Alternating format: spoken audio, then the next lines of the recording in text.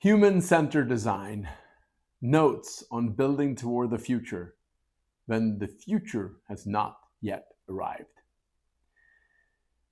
When I speak with leaders today, people often ask whether we are living through the greatest time of change in the history of our species. Look at the words that have entered everyday conversations in just the last few years. Generative AI, LLMs, drone warfare, decarbonization, quantum computing, pandemics, extreme weather, great powers competition, robotics, centralized finance, cybersecurity, genetic engineering, autonomous control, disinformation, income inequality, the decline of states. While it is tempting to believe this time is unique, we are probably not technically right. There have been other vertiginous eras. Yes, that is a word meaning dizzying pace that can cause vertigo. The printing press, the Industrial Revolution, the world wars. But the perception is nearly universal. And that perception is the salient fact. Most people sense somewhere below words that they no longer fully understand the world they live in. We are living in a time between times. The old world is behind us, and the new one has not yet taken shape. That in-between state is always disorienting, not because it is unfamiliar, but because it removes the comfortable illusion of stability. What's actually new? Complexity and velocity at once. Here's what I think is genuinely new. Throughout history, humans have learned how to handle two different kinds of problems. We solve complex problems, discovering a new drug, for instance, designing a nuclear submarine, writing a tax code, modeling climate change, with methods that are slow but disciplined. And we handle high velocity problems, a Formula One pit stop, a stock trade, a bank transaction, getting a Coca-Cola into every shelf in the world, with systems and automation. One demands depth, and the other demands speed. What's different now is that the problems we most need to solve are both at once. Drone swarms over Ukraine evolve every single night in a domain that is also strategically and ethically complex. Climate dynamics demand decade-long thinking and same-week response. AI capabilities advance in weeks, while the institutional questions they raise are some of the deepest we've ever faced. Supply chain shocks ripple through systems no single mind can hold. Externalities, climate shifts, tariffs, pandemics arrive without warning and can rewrite the premise of an entire business in a quarter. Velocity and complexity together is a condition our institutions, our methods, and arguably our own minds were not designed for. That is the real disorientation. And it's also why the instinct to wait and analyze, which served us in slower times, now backfires. You cannot stand still in a stream that is running this fast. There is a different way to move through it, not by predicting the future, but by building toward it. Standing in between. Many years ago, when I was trying to better understand how to help organizations navigate transitions, I met Gail and Matt Taylor. Their work left a deep impression on me because it refused the simplicity of choosing between the old and the new. Instead, they focused on preparing what they called transition managers, people capable of standing in between. In their transition manager's creed, they describe the discipline this requires. To navigate change, one must, quote, maintain the ability to operate in two different and often hostile environments, end of quote, and remain free from, quote, entrapment by either the old or the new, end of quote. It is a demanding stance, one that asks you to hold multiple truths at once and move forward without attachment to a predetermined outcome. That is hard. When I first moved to Chicago, I did what I tend to do whenever I'm looking for new ideas. I tapped into my network and asked to be introduced to the most interesting thinkers people knew. One name kept coming up, Patrick Whitney, who was then leading the Institute of Design. Through him, I encountered a lineage that traces back to the Bauhaus, the early 20th century school that redefined design as a way to shape how people live, not just how things look. The designers who came out of that tradition were not focused on objects. They were trying to understand people, systems, and behavior. They were building a way of thinking. What stood out was not just what they knew, but how they approached problems. They were comfortable with ambiguity. In fact, they thrived on it. They did not start with answers or try to define everything up front. Instead, they moved by building, testing, and learning. They worked their way into clarity. Thanks to Patrick, I was introduced to Larry Keeley, Dennis Weil, and a host of talented leaders in the field. Together, we collaborated on many critical projects, ranging from the political to the commercial. I co-lectured with Larry on a few classes and had the honor of giving the commencement address for the 2015 graduating class. These experiences shaped how I approach problems and the search for their solutions. Years later, one of my daughters was unsure where she belonged academically. I encouraged her to spend time at the Institute, and she immediately was drawn to that amazing community of changemakers. That is often how clarity works, not through analysis alone, but through contact. You step into an environment and something in you responds. The problems that don't yield to analysis. Not all problems are created equal. Some are straightforward. If your car is dirty, you wash it. If you want to catch a train, you plan your time, leave early, and arrive before it departs. Cause and effect are clear. But many of the most important problems in our lives and in our world don't work that way. They are messy and interconnected. The variables are constantly interacting. The data you would need to solve them does not yet exist. The solution lives in a future that has not yet arrived. Take something like love. There is no formula, no linear path. You don't find your life partner through thinking and planning alone. You discover the person by taking action, by getting into the arena. You see the same pattern in important creative work. Arthur Brooks, who has written extensively on happiness and meaning, recently published a book called The Meaning of Your Life, and admitted it was the hardest book he's ever tried to write. Not because it required more effort, but because it was not the kind of problem that yields to analysis. It required returning to the same questions again and again, writing, rewriting, testing ideas again, lived experience. It also required long periods of silence, reflection, and contemplation. Not solving the problem so much as discovering it over time. In these situations, the goal shifts. You do not know what you are building until you begin, sometimes not even until you are deep in the messy middle. As Bill Burnett and Dave Evans put it, life is something you live your way into, not something you solve. You cannot think your way to the answer. You have to engage with it, testing, adjusting, learning, and adjusting again. When action wins the argument. I learned this the hard way. As I've written before, early in my time at McDonald's in Sweden, I became convinced that the company could do well by doing good.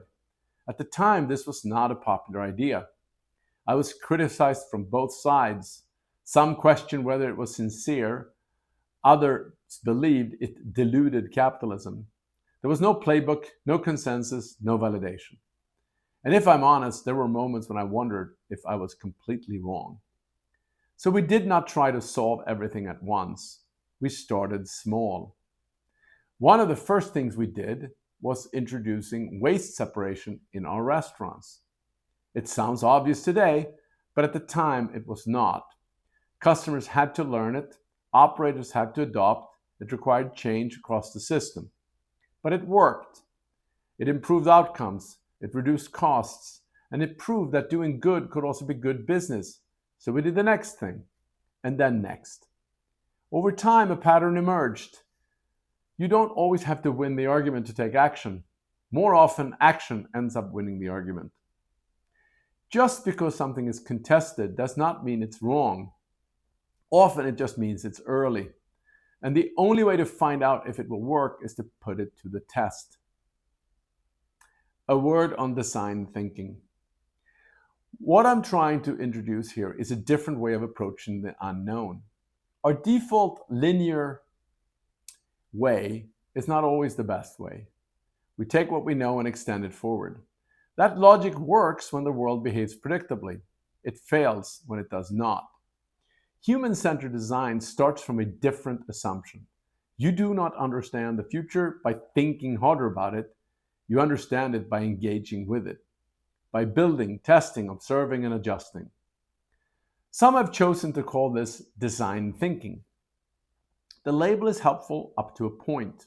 Like calling something rock or rap, it gives you a quick mental model. But it also oversimplifies, which is why I don't like labels. It flattens something that is inherently rich and situational. And when that happens, something important gets lost. The practice becomes easier to talk about, but harder to truly understand. The term has become enormously popular, and inside the field that birthed it, it's also contested. Many of the practitioners I most respect are wary of it. Their objection is twofold. First, design thinking is something of a misnomer. It's not really about thinking at all. It is a set of practices and protocols that, once managed well, allow you to act in the face of uncertainty, embrace your humility, and find a path to testable progress. Second, the method applied alone often produces mediocre outcomes when the problem is genuinely hard. I believe both of these things are true. Where the practice excels is where most leaders need help. In user empathy, in observing actual behavior rather than imagined behavior, in being willing to prototype rather than pontificate, and in modifying solutions based on what real people actually do. Its core value is the humanity and humility to let solutions emerge.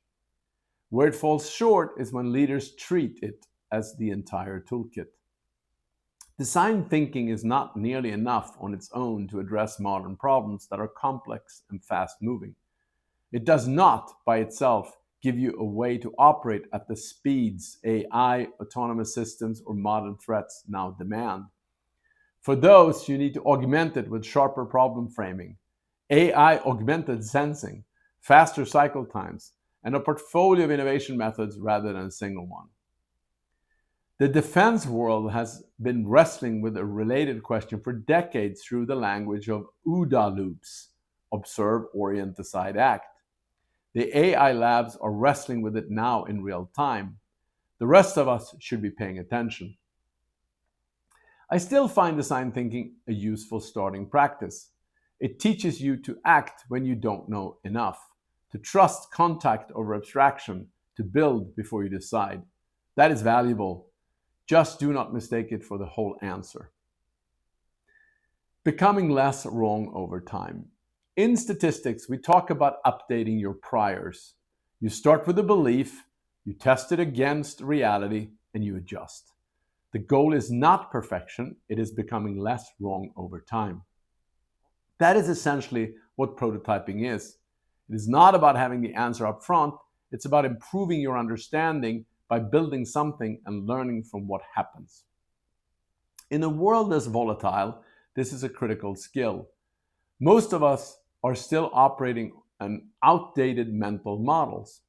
It is as if our human operating system has not been updated in thousands of years.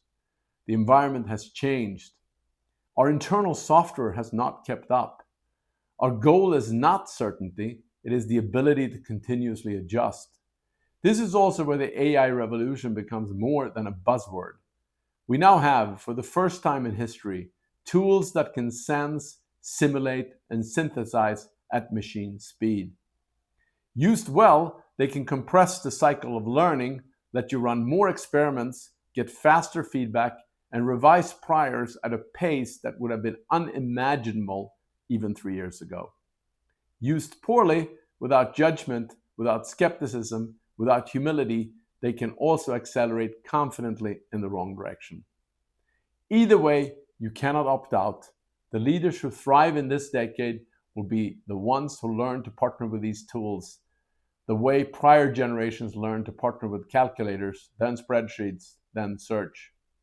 The ones who do not will fall behind quietly in ways they will not perceive in real time. Diverge before you converge. In complex, uncertain environments, thinking before acting often does not lead to best results. You have to act first and let action inform your thinking. Designers describes this with the image of a double diamond. The first phase is divergence, generating many ideas, exploring broadly, testing more options than you are comfortable with, deliberately bringing in differing perspectives. Over time, patterns form. Certain ideas keep showing up, others fall away. The discipline here is to resist judging an idea by your initial sense of its practicality, feasibility, or attractiveness. Let them just be ideas, good or bad. Let them sit alongside one another. Then comes the second phase, convergence, deciding what actually works and what is worth building on. Most people skip the first phase. They want to arrive at the answer before they have explored the question. That is where good ideas get eliminated too early. The strongest ideas rarely arrive fully formed. They often show up incomplete, slightly awkward, like a teenager, easy to dismiss. But there is usually a signal inside them. The work is to recognize it and build from there. The most powerful aspect of this process is something subtler. You discover aspects of one idea that can be married to aspects of another. You find linkages between them. The real idea often lives in the connective tissue between ideas, not in any one of them alone. Start smaller than you think. One thing I've learned over time is that context matters. The way you approach change depends on what you're trying to change. A personal decision is not the same as shifting a large organization. But across all of these situations, one pattern holds. People resist big change, not because they are unwilling, but because it feels abstract, risky, and too far removed from where they are today. This is why small experiments matter. If you can design a step that is simple, low cost, and easy to try, you lower the barrier to action. You make movement possible. And once movement starts, feedback follows, confidence builds, and momentum takes over. Every meaningful shift I've been part of, in business or in life, started that way. Not with a grand plan, but with something small enough to try. We act ourselves into a new way of thinking far more reliably than we think ourselves into a new way of acting. Motion is lotion, as they say. There is a related idea that matters just as much. Distance distorts judgment. Proximity sharpens it. The closer you are to people affected by a decision, the easier it becomes to design something that actually works. Which is why most real change does not happen in boardrooms. It happens in the field.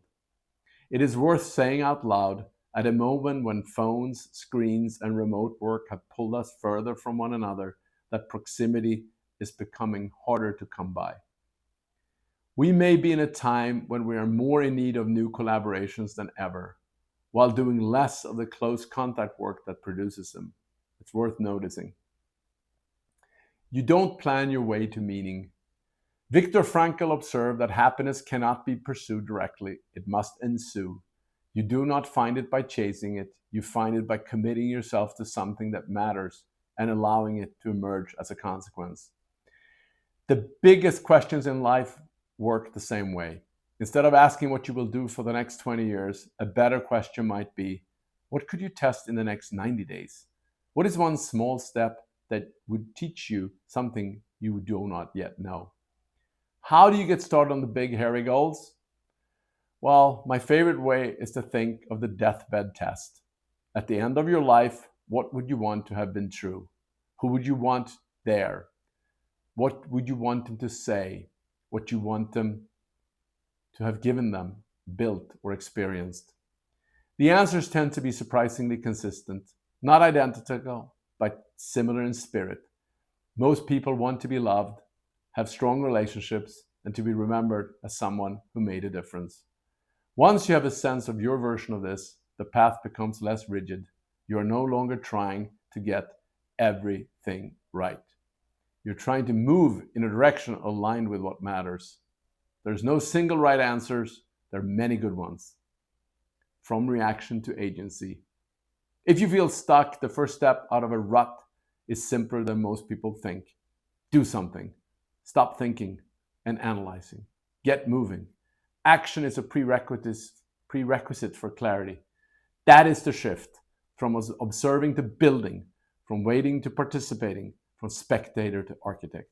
That's why I do love entrepreneurs so much. Because the path is not something you find, it's something you build. And if you learn to design your work, your thinking, and your life, you gain something incredibly powerful: agency. You stop reacting to the future, you start creating it. The only way it ever happens is this: dream big, start small, move fast. Now your turn. Where are you waiting for clarity?